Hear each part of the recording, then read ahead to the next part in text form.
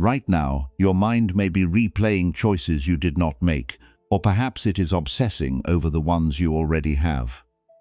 Maybe you are lying here, your body finally still, but your thoughts are wide awake, wandering through a labyrinth of what-ifs and worst-case scenarios. You are trying to solve the puzzle of your future while the rest of the world has already drifted into sleep, and this act of constant mental calculation is leaving you drained, heavy, and deeply restless. Perhaps you came here because you are tired of the internal tug-of-war, the exhaustion that comes from believing that if you just analyze every angle, you will finally reach a place of absolute safety. You are in a safe place. There is no performance required of you here. You do not need to be certain, you do not need to be decisive, and you certainly do not need to have your path figured out before you close your eyes. If it feels right, let your body settle a little deeper into the warmth of your blankets. Feel the weight of your limbs as they finally surrender to the support of the pillow and the mattress. Let the cool air of the room gently brush against your skin, a soft reminder that you are here, anchored in this exact moment, while the demands of your schedule fade into the distance. Maybe you can hear the faint, distant sounds of the night, the quiet settling of the house, the rhythm of the wind, the steady, reliable beating of your own heart. Each breath is an invitation to release just a little bit more of the pressure you have been placing on yourself. You do not have to solve your whole life tonight. You do not have to carry the heavy maps of your future into your dreams. Maybe you have felt this too, the paralyzing, suffocating weight of indecision. It is a quiet, buzzing anxiety that tells you every choice is a final destination and that one wrong turn will leave you lost forever. You feel stuck at the crossroads, watching the sun begin to set, convinced that if you do not pick the perfect path right now, you have already failed. But tonight, we will sit with a different truth. You are not broken. What you are feeling is not failure. It is simply the result of living in a world that is always demanding that you prove your direction before you have even learned how to fly. The very thing you are fighting may be the doorway to peace. We often think that we must reach a place of perfect certainty before we are allowed to rest. We believe that if we just hold on tight enough, if we just think through every detail with enough intensity, we can control the winds of our lives. But this is the paradox that keeps us in chains. The mind does not become peaceful because you finally find the perfect choice. It becomes peaceful when you stop treating uncertainty as an enemy to be defeated. This is the truth we will explore together tonight. Overthinking is not proof that you are wise. Sometimes, it is just fear pretending to protect you. The relief you are searching for is not found by making the right choice, it is found by trusting your ability to adjust your wings no matter which way the wind blows. Perhaps tonight, nothing needs to be decided. Perhaps tonight it is enough to finally stop running from your own inner compass. Right now, you are safe enough to soften. You can allow your jaw to unclench, your shoulders to drop away from your ears, and your hands to rest open and unburdened. There is nothing you need to map out. There is nothing you need to prove. We are going to move through this journey, like a bird that has been standing too long on the edge of the nest, mapping every possible storm, trying to calculate the perfect flight before it ever takes off. We will learn how to let go of the heavy, complex maps and instead discover the quiet, unshakable trust that lives beneath the noise of the overanalyzing mind. If it feels right, take a slow, gentle breath in, letting it fill your chest with stillness, and as you breathe out, imagine yourself releasing the invisible strings that tie you to the imaginary consequences of your decisions. You do not have to be the architect of your entire destiny tonight. You only have to be here, breathing, resting, and listening. Maybe you have spent years trying to weave a perfect life, believing that if you stop worrying, you will unravel, or that if you stop overanalyzing, everything will fall apart. But look at how exhausted you are. Look at how much of your life is being spent in a place that hasn't happened yet. What if you gave yourself permission to just arrive here? There is a quiet dignity in admitting that you are tired of the crossroads. There is a profound strength in choosing to put down the heavy maps, even if it is only for these next few hours. You have done enough for today. You have carried enough for today. And whatever is waiting for you in the morning will be met by a version of you that has finally allowed itself to be restored.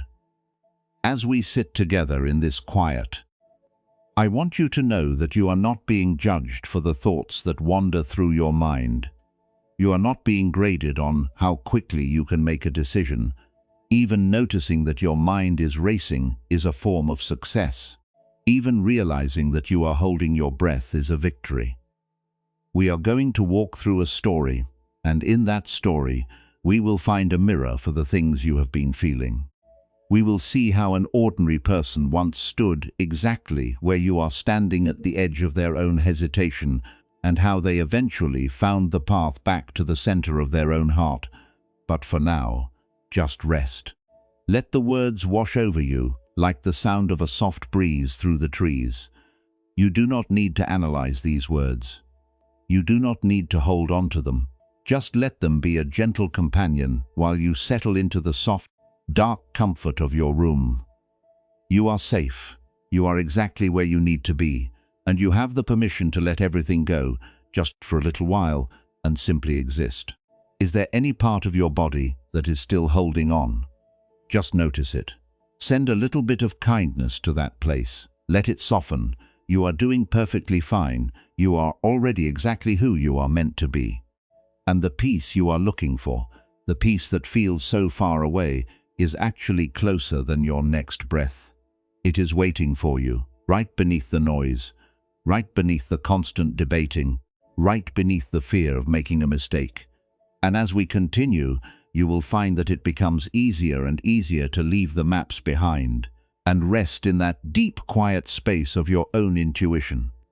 In the cool silence of a range of mountains far from any road, there existed a monastery where the air always smelled of pine resin and wet stone.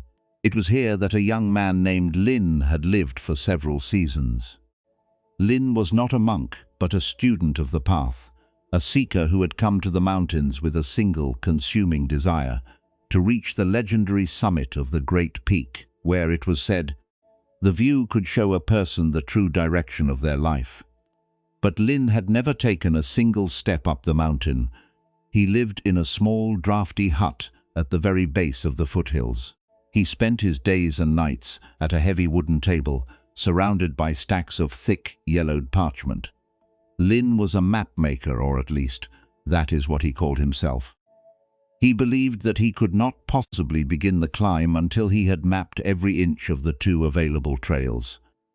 There was the eastern path, known for its steep, jagged rocks and sudden storms, and the western path, which was longer, windier, and prone to thick, disorienting fog. Lin was terrified of making the wrong choice.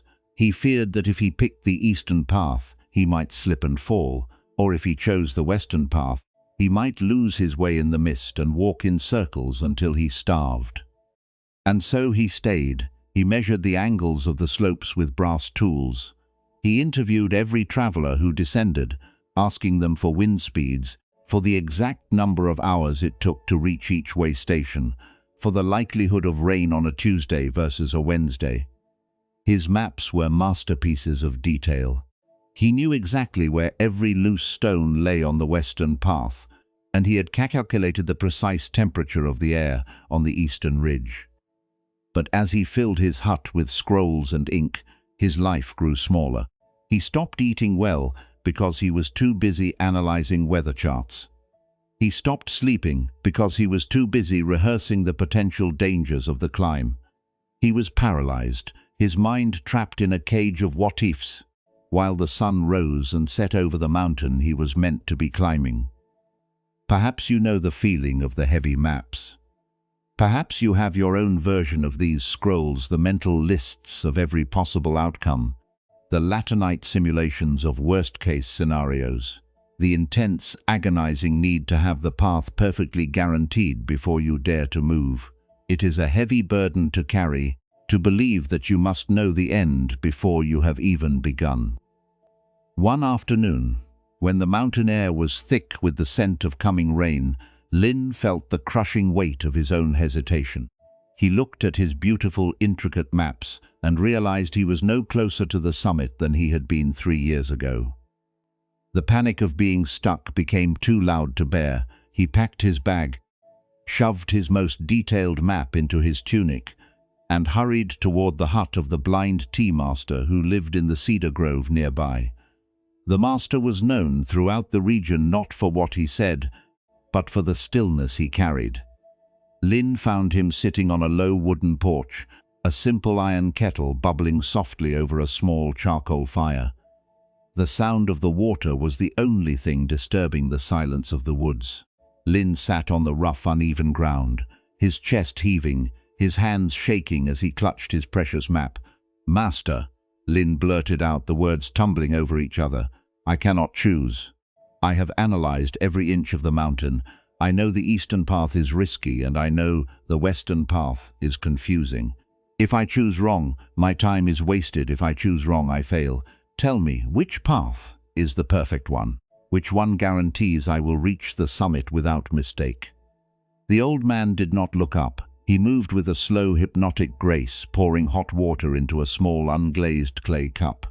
He smelled the steam, his face serene, completely unbothered by the young man's frantic energy. He slid the cup across the low table toward Lin, but he did not speak. Lin stared at the tea. It was a clear, pale green. He looked back at his map, then at the master. "You do not understand," Lin said, his voice straining. "I am waiting for the right moment. I am waiting for the right choice. Why do you just sit there in silence?" The tea master tilted his head, as if listening to something far away. Then he stood up, his movements fluid and light despite his age. He walked to the edge of the porch, leaned on his wooden walking stick, and pointed it toward the dark, dense pine forest at the edge of the grove. "Do you hear that?" the master asked. Lin strained his ears. At first he heard only the wind, but then he heard a sharp, quick sound, a flutter, flutter, flutter followed by the sudden, upward rush of a mountain swallow. It had been perched on a branch, hidden in the needles, and now it had taken flight. The bird did not hesitate. It did not circle the tree, mapping the current. It did not check the angle of the sun. It simply launched itself into the grey, misty air, its wings adjusting instantly, perfectly, to every draft, every shift in the air pressure, every sudden gust coming off the ridge. It was a dance of absolute trust. "Look at the swallow," the master said, his voice barely louder than the wind. "Does it have a map of the wind? Does it know where the gusts will be 5 minutes from now?" Lin watched the bird disappear into the mist. "No," he admitted. "And yet," the master continued, "it flies. It does not fly because it has conquered the mountain. It flies because it trusts its own wings to adjust. You are so busy trying to map the wind that you have forgotten you possess wings of your own. The path is not a line on a piece of paper, Lin. The path is the act of walking. The path is the act of adjusting." The tea master turned and walked back to his seat, picking up his own cup. He tapped his walking stick twice on the wooden floor. "Tap, tap." "Your maps are not protecting you from the mountain," the master said, his tone softening with a sudden, deep compassion. "Your maps are protecting you from life. You are so afraid of making the wrong choice that you have chosen not to live at all. A path that is perfectly guaranteed is not a path, it is a cage." Lin sat perfectly still. The iron kettle sighed as the steam rose, and for a long moment there was no sound but the slow, rhythmic dripping of the mist from the cedar boughs. He looked down at the map in his hands. He saw the ink, the lines, the carefully drawn boundaries. He saw the years of his life he had spent trapped in those lines. The map had seemed like wisdom, but now in the quiet presence of the master, he saw it for what it truly was, a manifestation of his own terror. He was holding onto the paper as if it were a life raft, while he was drowning in the safety of his own hut. A quiet, hollow ache opened up in Lin's chest, a realization of how much time he had lost, not to the mountain, but to his own fear of the mountain. And yet, the master's presence was so soft, so steady, that the ache did not turn into the usual self-flagellation. It simply felt like a stone being removed from his shoe. He took a breath. He felt the cool mountain air filling his lungs. It was not the air of a map, it was the air of the world. He didn't need to know the summit. He didn't need to know the storm. He needed to know the wings. Without a word, Lin set the map down on the rough wooden table. It was just paper and ink. The mountain outside, with its mist, its rocks, and its unpredictable winds, was real. He stood up, his legs feeling a little unsteady, and looked toward the trailhead. He didn't feel brave, in fact. He felt entirely uncertain, but for the first time, he felt he was finally, truly, in the right place to begin. You see, dear friend, as you rest in the comfort of your own bed, maybe you can see the maps you have been holding. You might even recognize the heaviness in your own hands. You have been trying to map the wind. You have been trying to calculate the temperature of the air and the precise path of the storm before you ever step out of your own hut. But there is a gentle permission in this story, the permission to stop being a map maker and start being a traveler. The swallow does not have a map of the wind, yet it never crashes. It trusts the wings of its own awareness to adjust to the moment. You too have these wings. They are the capacity to be present, to respond to life as it arrives, and to forgive yourself when you make a turn that doesn't lead where you thought it would. You do not need to solve the summit tonight. You don't even need to pick the path. You only need to notice that you are holding a map that doesn't exist, and realize that you are finally, safely, free to set it down. In a moment, we will look at how this habit of over-mapping your life actually works, how it creates the very suffering you are trying to avoid, and how you can begin to trust your own inner compass even in the middle of the fog. But for now, let the image of that swallow, taking flight into the wide, uncertain sky, settle into your mind. Let it be a reminder that you were built for movement, for life, and for the beautiful, unfolding mystery of the present moment. When we look at Lin standing there in the cedar grove, finally setting that heavy, complex map down on the rough wooden table, we see more than just a man deciding to start his climb. We see the exact moment a lifetime of invisible, suffocating pressure is finally relieved. Lin had spent years of his life turning his own existence into a calculation. He had treated the mountain of his own future like a tactical problem to be solved with brass tools and ink, never realizing that by trying to map the wind, he was only ensuring that he would never feel the air against his face. As you lie here tonight, safe in the dim light of your room, you might recognize Lin's exhaustion in your own bones. How many times have you treated your life like a puzzle that must be solved before you are allowed to rest? We all carry our own versions of Lin's maps. We carry the pros and cons lists that run on a loop in the middle of the night. We carry the desperate need to know exactly how a relationship will end, how a career will unfold, or how a difficult choice will turn out, months or even years from now. We believe that if we just think through every detail with enough intensity, we can build a wall of certainty to protect ourselves from the pain of being wrong.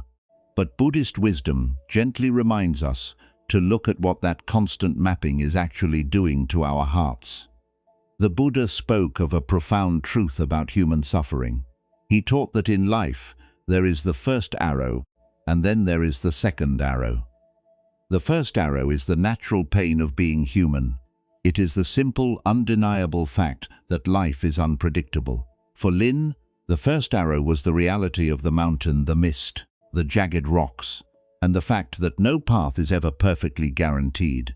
That is just life. It is not a failure, it is just the weather of our existence. For you, the first arrow might be a season of transition, a difficult decision that requires courage, or the quiet ache of standing at a crossroads. The first arrow is what life brings to our doorstep. but the suffering, the heavy, paralyzing panic that kept Lin locked in his hut.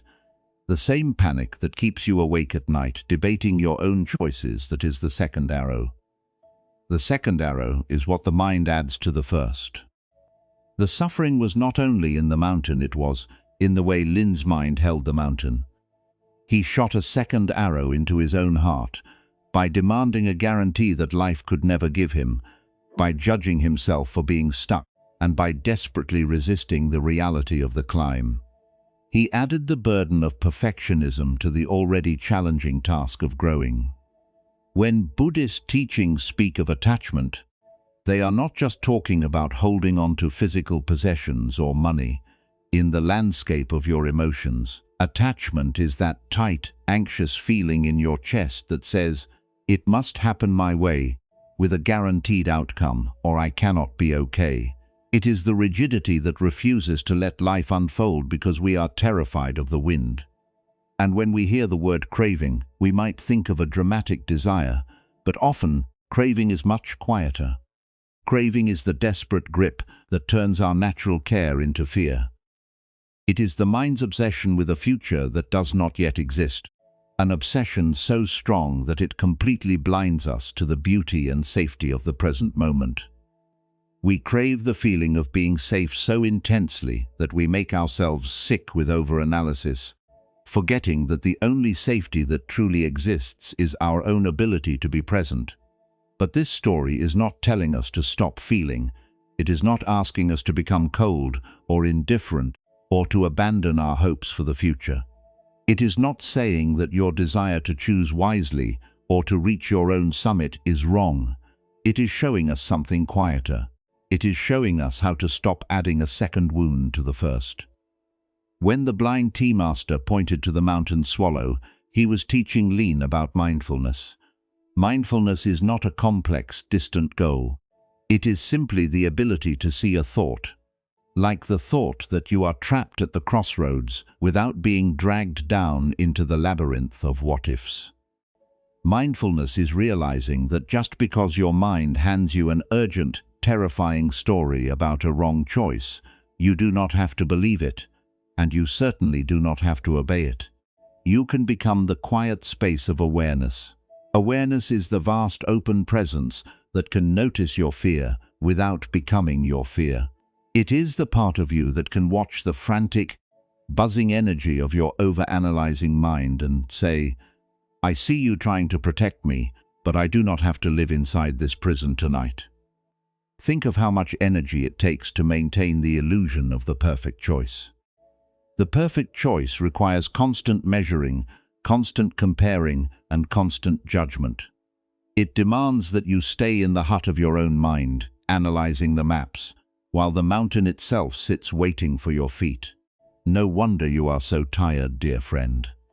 Fighting reality by trying to predict it is the most exhausting work in the world.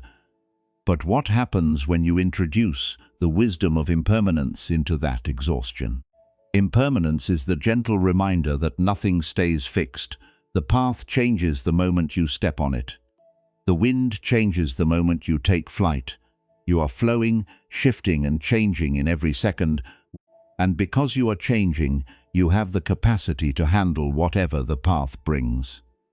You do not need to be the same person today that you will be in 5 years to survive the path. You only need to be the person who is capable of taking one breath at a time. Letting go, then, is not an act of giving up. It does not mean you stop thinking or become careless. Letting go means releasing the extra struggle. It means opening the clenched fist that is trying to demand a guarantee from an uncertain world. It means trusting that you have wings, even when the fog is thick and you cannot see your own feet. When you learn to let go of the illusion of the perfect choice, you make room for compassion. Compassion is the profound, quiet strength to meet your own suffering without turning it into self-hatred. It is the ability to look at the parts of yourself that feel indecisive, scared, or stuck, and offer them the same gentle, unhurried presence that the tea master offered Lin. You are allowed to be in the middle of your journey. You are allowed to not know. Right now, as you lie here, your breathing slow and the room quiet around you. Can you feel the difference between the heavy maps and the open sky? The maps feel tight. They live in the jaw, in the raised shoulders, in the shallow breath. They are always leaning forward, always anticipating a crash that has not happened. But the wings feel light and grounded. They trust the air. They know that life is wide enough to hold you, and they do not need to map every gust of wind to know they can fly. You do not need to force yourself to understand all of this at once. You do not need to suddenly become a master of your own mind tonight. Even the desire to heal perfectly, or to choose peace with absolute certainty, is just another map you are trying to draw. You can lay that down too. Nothing is required of you right now. The night does not ask you to prove your wisdom, and the dark room does not care if you have analyzed your path correctly. The night only offers you a place to rest. When we begin to see our thoughts not as absolute truths, but simply as visitors passing through the vast sky of our awareness, the heavy burden of being stuck begins to evaporate. You realize that the perfect choice was only ever a ghost, a shadow cast by the fear of being human, and when you stop believing in ghosts, they lose their power to haunt you. Your path is your path. It cannot be mapped by anyone else, and it cannot be predicted by your own terrified mind. To judge your chapter of uncertainty against some imaginary perfect life is to shoot that second arrow directly into your own spirit. Tonight, we are pulling that arrow out. We are gently laying it on the ground. As your body softens into the mattress, as the air moves gently in and out of your lungs, give yourself permission to exist outside of the need to be right. Just for tonight, there is no future to prepare for, and no past to analyze. There is only the inhale and the exhale. There is only the soft, cooling presence of the night. In a moment, this teaching will become even more personal. We will begin to look inward, using a gentle practice to help the mind actually experience this release, not just understand it. We will gather the heavy scrolls of worry that you have been clutching and find a safe, quiet place to set them down. But for now, simply let these words wash over you. Allow yourself to be held by the stillness, knowing that you are exactly where you are meant to be, and that you are already equipped with everything you need to navigate the dark. You are doing perfectly fine. You are already exactly who you are meant to be. And the peace you are looking for, the peace that feels so far away, is actually closer than your next breath.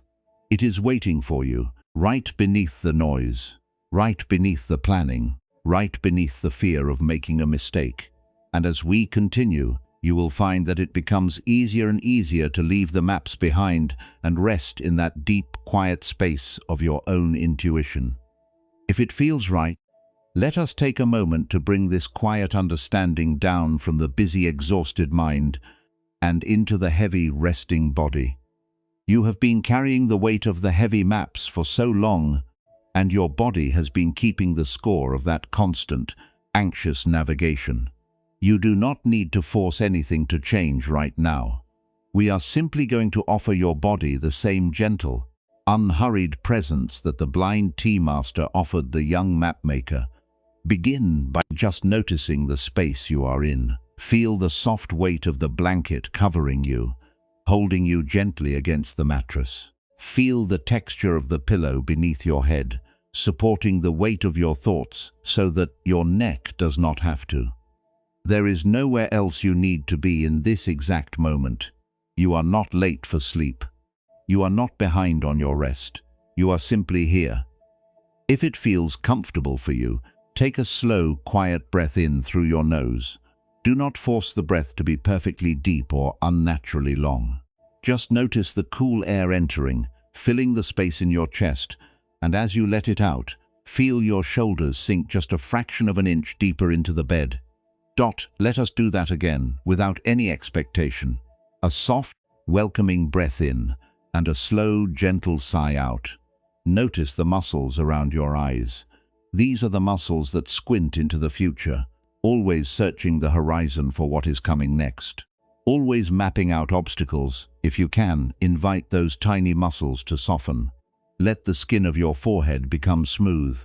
Let your eyes rest deeply in their sockets, knowing there is nothing they need to look out for tonight. The future is not a threat that needs to be watched. It is just a vast, open sky waiting for your wings to unfold. Now, bring your awareness down to your jaw. Have you been clenching it? Have you been biting down on the pressure of your own need to be right? You do not need to hold your life together with the tension in your jaw. Let your teeth part slightly. Let your tongue rest softly. Feel the relief of allowing your face to simply exist, unguarded and open to the quiet night, as your breath continues its own natural, effortless rhythm. Perhaps you can begin to notice the feeling of those heavy maps. You might feel it as a tightness in your chest, or a nervous flutter in your stomach, or a general buzzing energy in your limbs. It is that familiar, heavy pattern of the mind, the pattern that whispers, "I must figure this out now, or I will fail. I must know the path, or I am not safe." When you notice this feeling, do not push it away. Do not judge yourself for feeling it. Remember, Buddhist wisdom teaches us that suffering grows when we add resistance to our pain. If we fight the anxiety, we only build a stronger cage for the mind to pace inside. Instead, see if you can just name the pattern. You might gently say to yourself, inside your own mind, there is the map maker. There is the feeling of needing to know the wind before I fly." Just naming it gives you space. It reminds you that this feeling is not who you are. It is simply a visitor that has stopped by, carrying a heavy bag of worries. You do not have to invite the visitor to move in, and you do not have to slam the door in its face. You can simply nod to it and let it stand there, watching as it slowly realizes you are no longer going to follow it into the labyrinth. Now, in the quiet theater of your mind, I invite you to leave the hut of your anxieties. Step away from the piles of parchment and the brass tools. Imagine that you are walking out into that soft, cedar-scented grove. The air here is so fresh, smelling of pine needles and damp, rich earth. The moonlight filters down in pale silver ribbons, illuminating the path just enough for you to see your way. You are entirely safe here. The demands of your decisions cannot reach you in this deep, quiet place. Imagine walking up to that sturdy, ancient cedar branch where the mountain swallow was once perched. Feel the cool, grounded presence of the forest standing around you. You are holding your heavy map, the one that lists every potential storm, every jagged rock, and every wrong turn. Take one specific choice that has been troubling you recently, perhaps a fear about your direction, a doubt about your path, or simply the heavy ache of not knowing if you are right. Hold that choice gently in your mind. Do not try to solve it. Just look at it.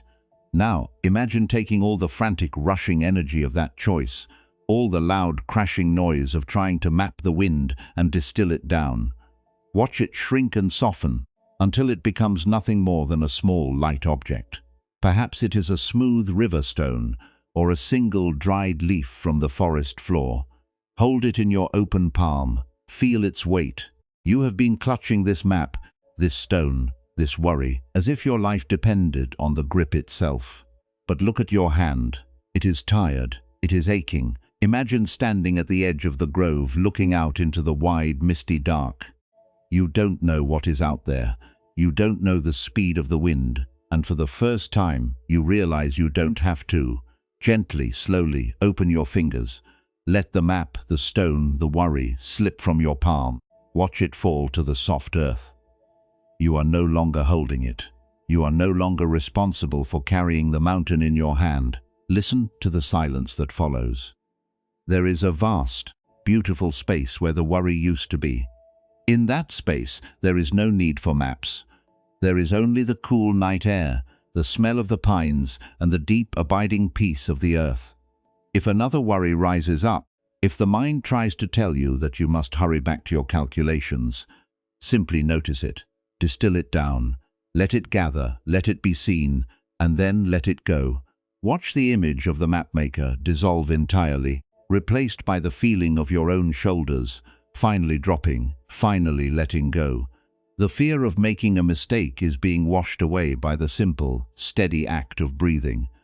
You are not a map that needs to be drawn. You are a living, breathing bird, and you were built for this air. If your mind wanders away from the grove, that is perfectly fine.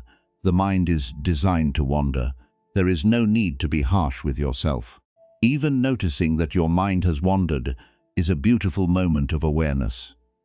When you realize you have returned to the scrolls and the brass tools, just gently, softly, take your own hand and walk yourself back to the cedar tree, back to the open palm, back to the trust.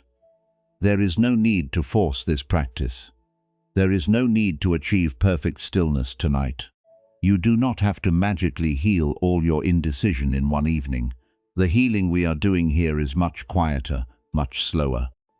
We are simply practicing the act of releasing the grip.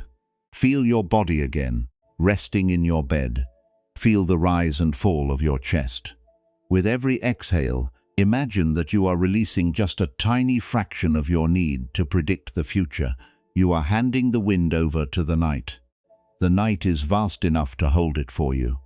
You might place a hand over your own heart, if that feels comforting, just to feel the steady, reliable rhythm of your own life. Your heart is not analyzing. It is beating at its own perfect pace, asking nothing of you, demanding no flawless paths, requiring no guarantees. It is simply keeping you alive moment by moment in a state of unconditional support. Let the image of the cedar grove gently fade, knowing that you can return to it whenever you are ready. It is always there, waiting inside you, a place of quiet refuge when the world becomes too loud.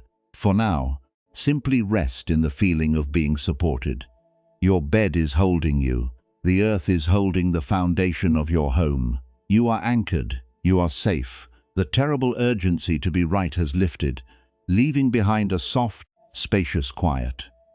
In a moment, we will journey into another story, one that takes this understanding even deeper, exploring what happens when we stop trying to weave a perfect life and start trusting the threads we are actually given.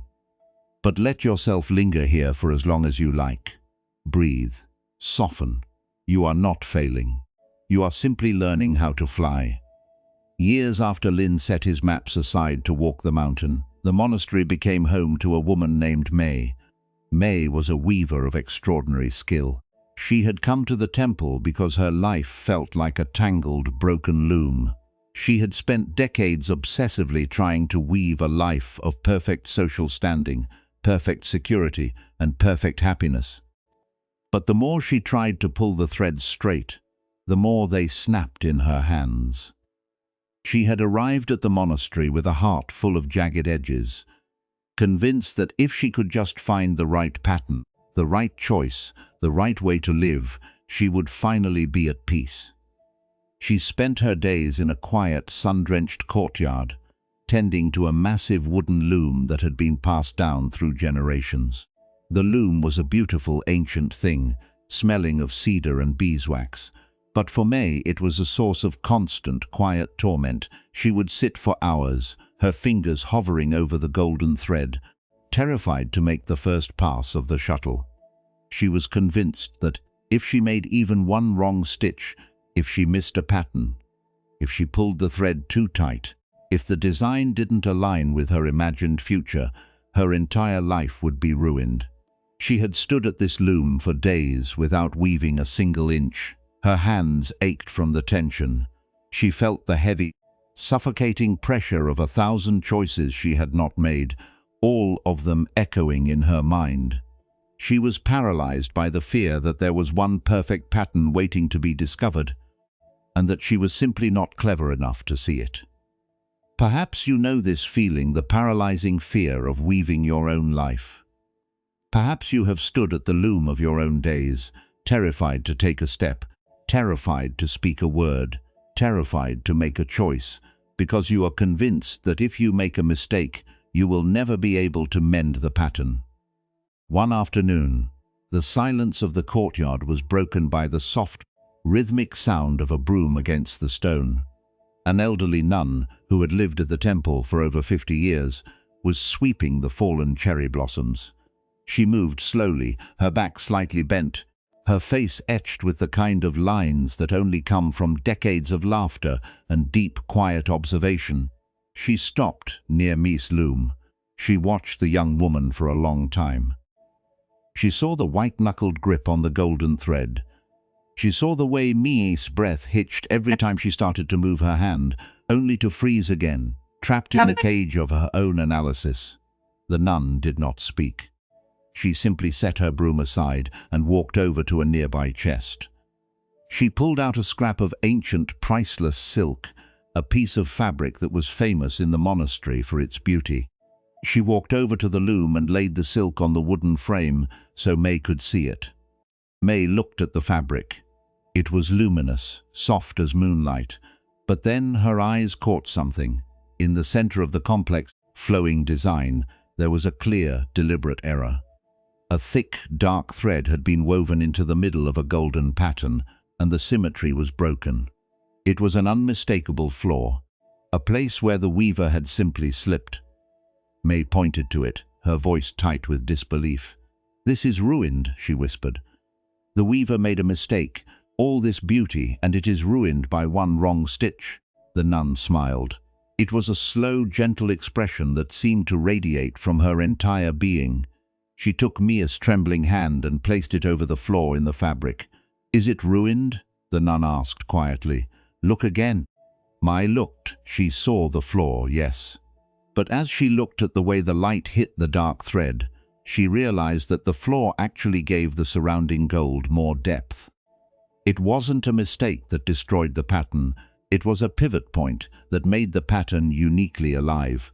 It was proof that a human hand had been there. It was proof that the silk had been woven in real time, not printed by a machine or calculated by a god. "A loom that never moves weaves nothing," the nun said, her voice like the chime of a bell. "You are so afraid of making a wrong stitch that you have left your life unwoven. You are paralyzed by the dream of a perfect pattern. But life is not a pattern to be printed. It is a tapestry to be lived." May looked at the golden thread in her own hands. She realized that she had been holding it so tightly that the thread had begun to fray. She had been treating her life as a test she had to pass, rather than an art she was allowed to create. She took a deep, shaky breath. She didn't suddenly become a master weaver. The fear of making a mistake didn't vanish. It was still there, buzzing in the back of her mind like a distant insect, but she chose to do one small, radical thing. She stopped trying to calculate the entire tapestry. She chose to focus on the single inch of silk in front of her. She let the golden thread drop from her tight grip and let it relax into the shed of the loom. She let her shoulders drop. She didn't have the answer to her future, and she didn't have a guarantee that she wouldn't make a mistake. But she realized that even if she made an error, she could simply weave it in. She could make the mistake part of the design. She moved the shuttle. Click! It was a small, quiet sound, but to May, it sounded like the gate of a prison finally swinging open. She didn't know what the next pass would look like, and for the first time, she didn't feel the need to know. She felt the texture of the thread between her fingers. She felt the rhythm of the loom. She felt her own pulse. She was finally weaving. As you lie here, resting in the safety of your own bed, feel the weight of the invisible loom you have been standing at. You have been holding your own golden threads so tightly that your hands are cramping. You have been waiting for the perfect pattern to appear in the fog before you dare to move. But you don't need to weave a perfect life. You only need to be present for the next stitch. You are allowed to make a mistake. You are allowed to take a turn that doesn't lead where you thought it would. You are allowed to weave an error into the fabric of your days, and then, with the next breath, weave something new, something deeper, something uniquely yours, out of that very experience. The transformation does not come from suddenly becoming flawless. It comes from the subtle shift of realizing that you are the weaver, not the thread. You are the awareness that chooses to continue, even when the pattern isn't what you expected. You don't need to solve the whole tapestry tonight. You don't need to know how the corners will finish or how the edges will align. You only need to know that you are here, that you are weaving, and that even the errors of your past have given your life a depth and a character that a perfect life could never have. Feel your breath moving through you, just like the shuttle moving through the loom. In, out. In, out. It is a steady, rhythmic, ancient motion.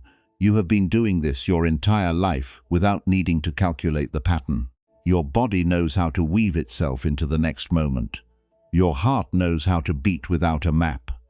If your mind tells you that you are behind, or that your tapestry is a mess, look at that thought with the same compassion the nun showed Moy. Acknowledge that you are afraid. Acknowledge that you have been holding on too tight, and then gently let the thread relax. Let your hands open. There is no need to be perfect to be worthy of this rest. There is no need to have a flawless history to deserve this quiet. You are weaving a life that is messy, unpredictable, and entirely beautiful precisely because it is unscripted. As you sink deeper into the stillness, trust that the loom of your life is already in motion. You don't have to keep a perfect record of the design. You don't have to keep comparing your progress to the tapestries of others. You are simply here, in the sun-drenched courtyard of the present moment, holding the thread and choosing to take the next breath. That is enough. That is more than enough. You are safe enough to let the thread be loose for a while.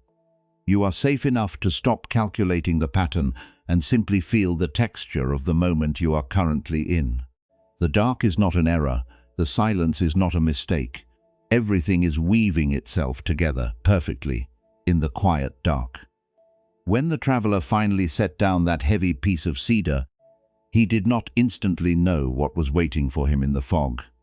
He did not suddenly possess a map of the river, and he did not magically speed up the setting sun. All he did was stop adding his own violence to the journey. All he did was stop thrashing. As you lie here, your body sinking deeper into the soft support of your bed, consider how much of your own exhaustion comes not from the journey itself, but from the thrashing. Why do we hold on to the driftwood so tightly? Why do we insist on fighting the surface of our lives, even when our hands are blistered and our hearts are entirely drained? In the quiet of this room, with the night air gently rising and falling in your chest, we can look at the mind with profound compassion. The mind does not create this frantic rushing because it wants to harm you. It does it because it is terrified of uncertainty. From a very young age, we are taught that control is the same as safety. We are handed a rigid map for how life should unfold, when we should find love, when our careers should blossom, when we should finally feel settled and secure. And when life, in its wild and unpredictable wisdom, does not follow that exact script, the mind begins to panic. It believes that if it just worries enough, if it just rehearses the future over and over again, it can somehow build a bridge of certainty over the unknown. Think about how many nights you have laid awake just like this, treating your worries as if they were protective shields. We rehearse tomorrow's conversations, imagining every possible failure, hoping that if we pre-feel the disappointment, it will not hurt as much when it arrives. We replay the past, analyzing every mistake, dragging old versions of ourselves into the present moment for another round of interrogation. We believe that if we just figure it all out, if we just solve the puzzle of our own perceived inadequacy, we will finally be allowed to rest. But this need for control is an illusion. It is the traveler trying to paddle a boat that is already being carried by the river. When we feel that we are falling behind, we often try to fix ourselves through shame. Have you noticed this heavy pattern? We look at the milestones of others, their successes, their seeming happiness, their perfectly timed lives, and we turn that observation into a weapon against our own hearts. We tell ourselves that we are lazy, that we are defective, that we have wasted our potential. We desperately need the approval of the world to validate our existence, and when we feel we have missed the map, we punish ourselves. We somehow believe that self-judgment is the fuel required for growth. We think that if we hate our current situation enough, we can shame ourselves into catching up. But shame has never healed anyone. Shame is simply the frantic splashing of the oar. It creates noise, it creates cold spray, it rocks the boat violently, but it does not move you forward. It only exhausts the soul. Over time, if we are not careful, we can even turn this pain into an identity. We become so used to the feeling of being stuck that it becomes our defining story. We start to introduce ourselves to the quiet spaces of our own minds as the one who failed, the one who is lost, the one who is broken. We build a heavy armor out of our own disappointment, believing that if we expect nothing but struggle, we can never be surprised by it. But Buddhist wisdom offers a radically different way to meet this pain. It invites us to look very closely at what is actually happening in the present moment, and to separate the reality of life from the terrifying stories the mind is telling us. This is the teaching of the first and second pain. The first pain is simply what life brings. It is the fog on the river. It is the undeniable ache of not having what you deeply desire yet. It is the confusion of an uncertain path. It is the sadness of a door closing, or the quiet loneliness of waiting for a new chapter to begin. The Buddha never taught that we could magically erase the first pain. Life will always contain moments of thick fog and deep, mysterious waters. To be human is to encounter the unknown. We cannot control the weather of our lives. But the second pain, the heavy, suffocating panic that steals your sleep, that is what the mind adds to the first. The second pain is the story that says, because there is fog, I am doomed. The second pain is the frantic voice that screams, I am off the map and therefore I am worthless. The second pain is the tight gripping of the driftwood, the desperate, angry paddling, the shame, the comparison, and the resistance to reality. We cannot always control the first pain, but, dear friend, we have a profound, beautiful choice about whether or not to feed the second. You do not have to fight the fog. You only have to put down the wood. When you realize this, the very definition of peace begins to change. We spend so much of our lives believing that peace is the absence of difficulty. We tell ourselves, I will finally be peaceful when the path is clear. I will be peaceful when the fog clears, when the sun comes out, when I am safely inside the gates of the city, and when everyone approves of my journey. But if your peace is entirely dependent on perfect conditions, it will always be fragile. It will always be a hostage to tomorrow. True peace, the deep, abiding stillness that the ferryman possessed, is not the absence of difficulty. Peace is a fundamentally different relationship with difficulty. It is the quiet courage to sit in the boat, surrounded by the unknown, and say to yourself, I do not know exactly where I am, and I do not know exactly what tomorrow holds, but I am going to stop thrashing. I am going to trust the deep water. As you breathe right now, feel the physical difference between resistance and release. Resistance is tight. It lives in the clenched jaw, the raised shoulders, the shallow, rapid breath in the top of the chest. Resistance is the body bracing for an impact that is only happening in the mind, but release is heavy. Release is the soft sinking of your hips into the mattress. Release is the relaxing of the belly. Release is the slow, full breath that fills the lungs and leaves without being pushed. You can care deeply about your life without gripping it so tightly. You can hold beautiful intentions for your future without turning those intentions into a rigid, punishing map. You can want to arrive at the City of Lanterns while still finding a way to rest in the boat. The map you have been worshipping is a phantom. It was created by a busy, anxious world that profits from your feeling of inadequacy. But the earth does not know about this map. The ancient pine trees do not rush their growth to keep up with the oaks. The river does not panic if it must curve widely around a mountain instead of cutting straight through it. The natural world operates on a completely different rhythm, a rhythm of profound, innate trust. You belong to that natural world. Your life has its own seasons, its own weather, its own currents. When you stop treating every anxious thought as a command, you create a space inside yourself. In that space, you realize that not every feeling of panic requires an immediate action. Sometimes the mind just produces fear the way the sky produces clouds. You do not have to grab a ladder and try to wrestle the clouds out of the sky.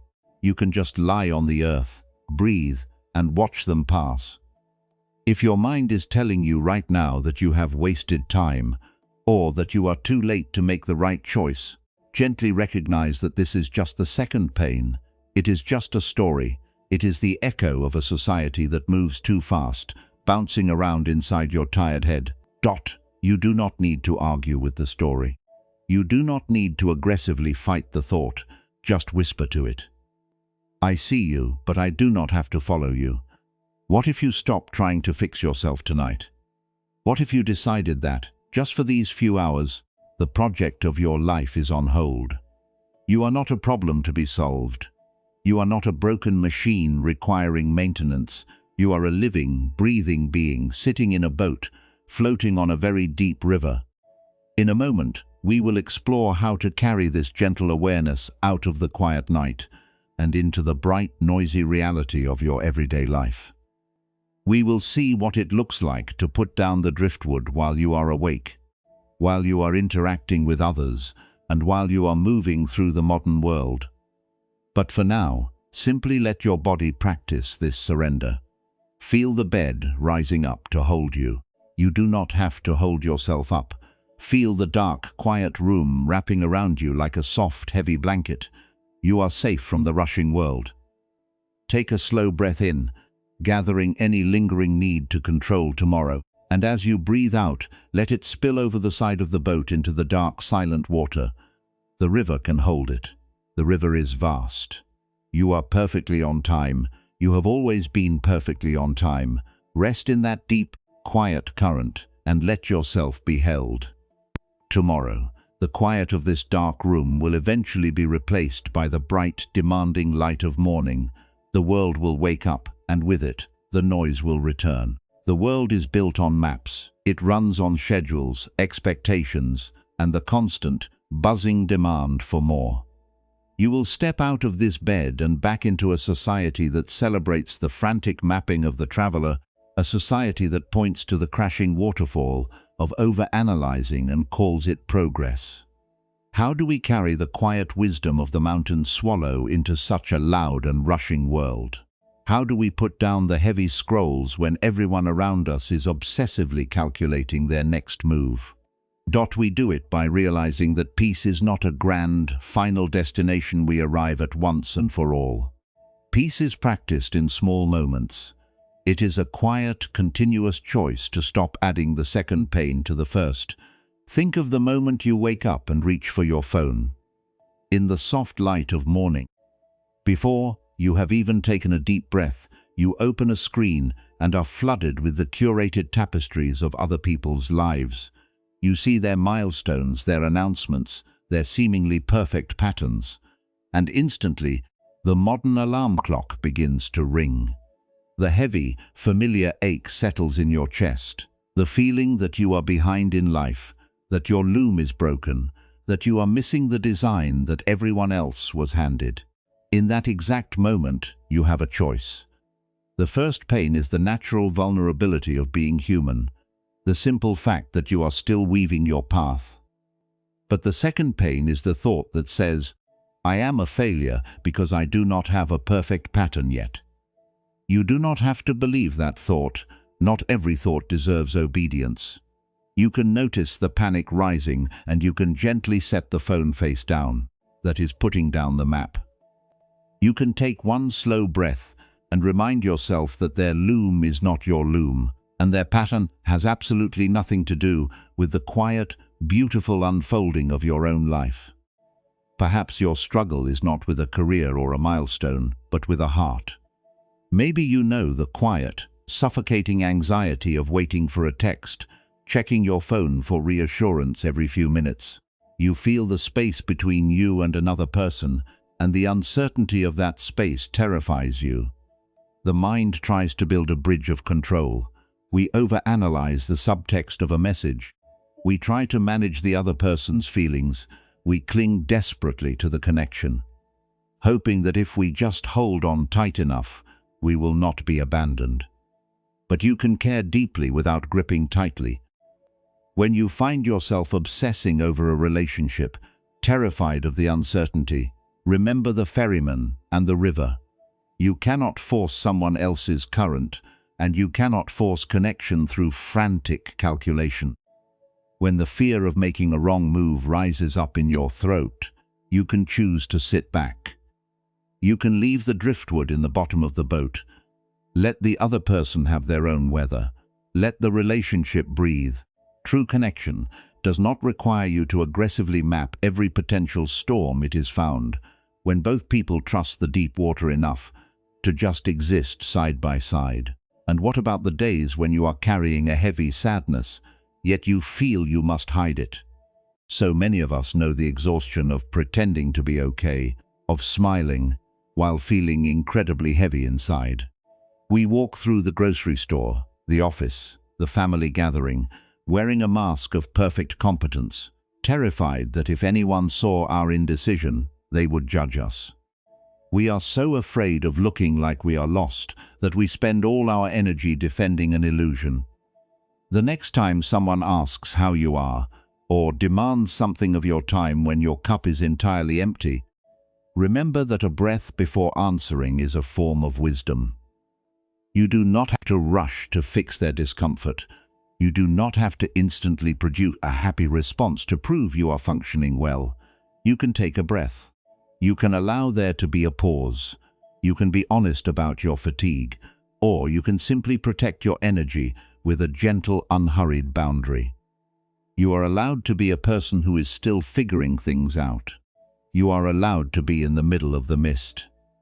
There will also be days when you look at your life and feel a crushing wave of guilt simply because you are tired. We have been conditioned to believe that rest is a reward we must achieve. We think we must empty our to-do lists, solve all our problems, and secure our entire future before we are allowed to sit on the couch and do nothing.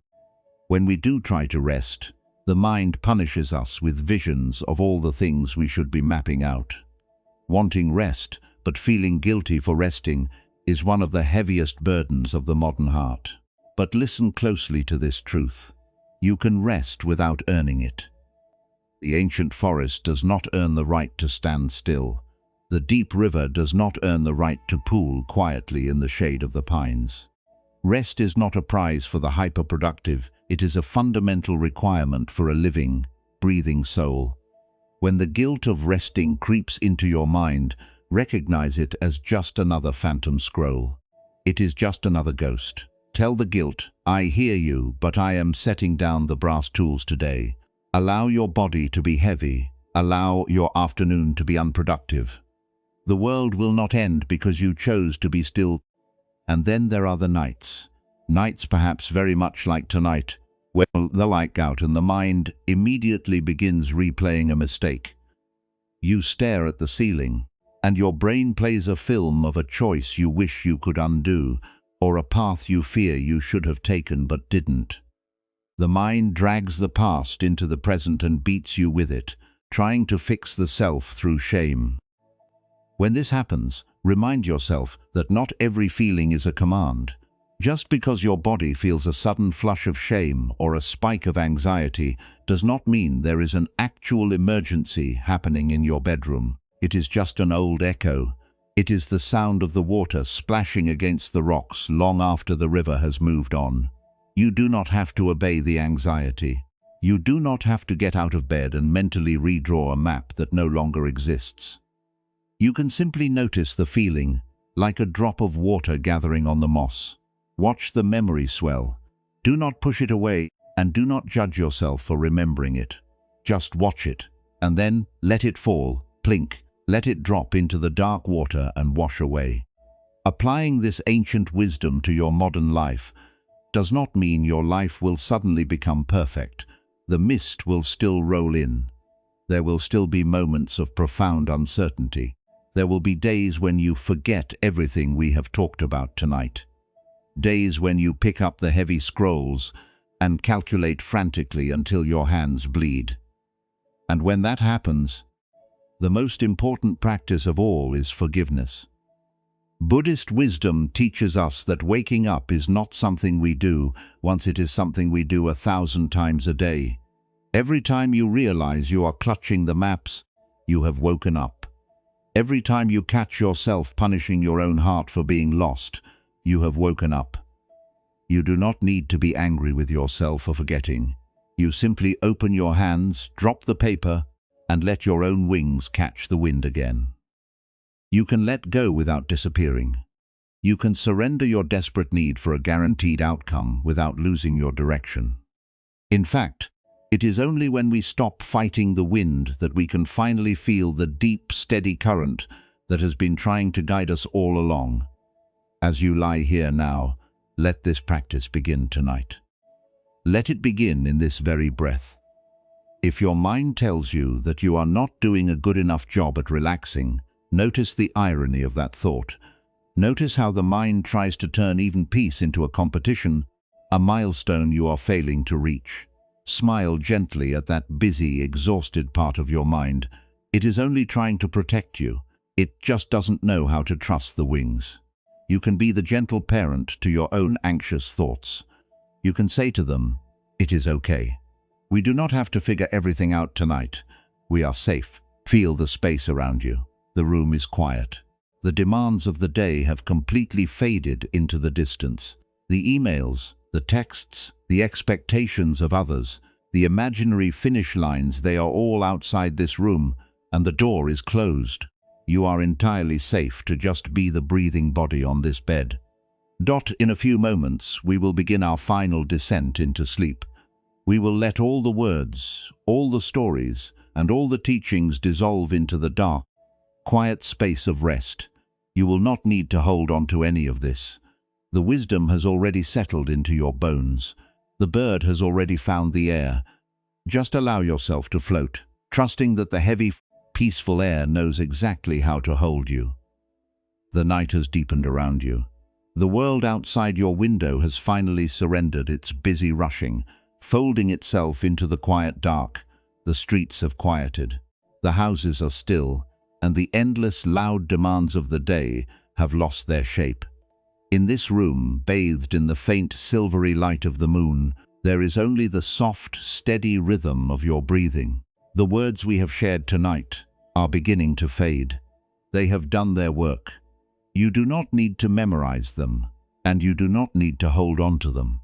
The wisdom of the river is already settling into your bones, sinking into the quiet spaces of your heart where it will remain, waiting for you whenever you need it.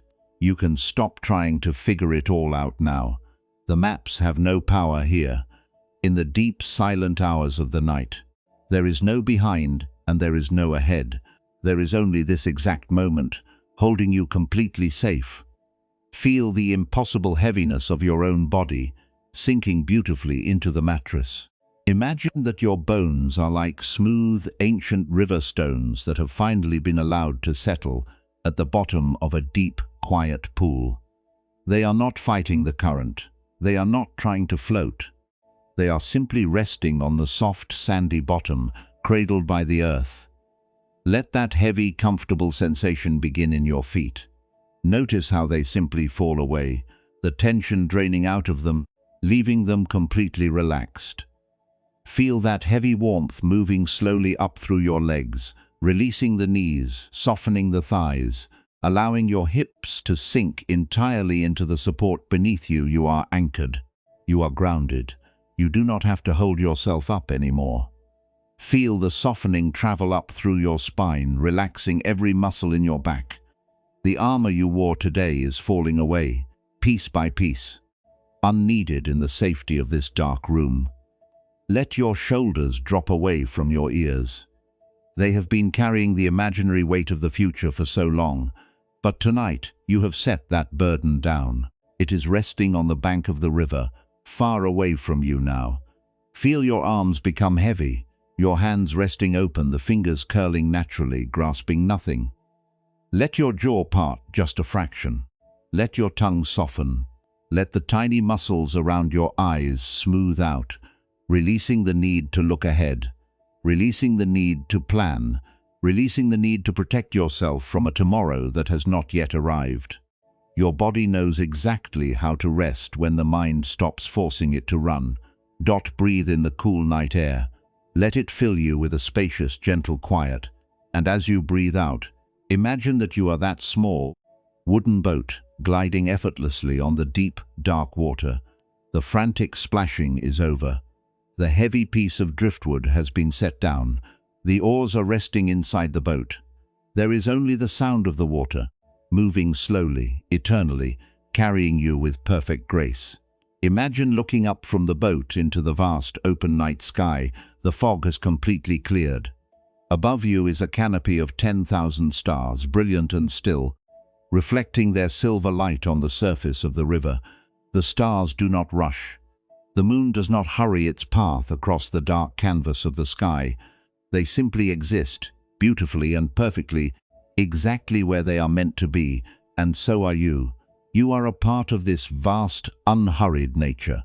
Your life is not a mistake. Your choice is not a failure. You have always been unfolding exactly as you were meant to, learning the lessons that your unique soul needed to learn, walking the path that was carved specifically for your feet.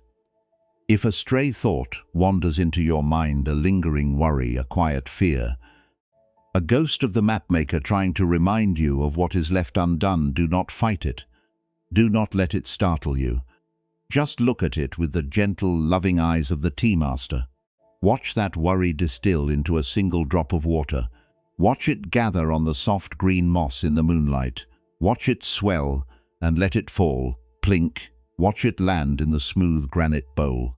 Watch it wash over the edge and join the river, disappearing into the vast dark water, carried away without you having to do a single thing. Listen to the silence that follows the drop. That silence is your true home. You have been run from so long, dear friend. You have been searching for a place where you could finally feel enough, a place where the ticking clock would stop, a place where you could finally rest. But that place was never a destination in the future. It was never a milestone you had to cross. It was never an achievement you had to earn. It was right here. It was always right here, waiting for you beneath the noise. You are already home. You do not need to earn this sleep. You do not need to prove your worth to the night. The dark room embraces you unconditionally, exactly as you are, with all your beautiful imperfections, all your unfinished chapters, all your quiet uncertainties. Let the breath breathe itself. Inhale the peace of the deep river.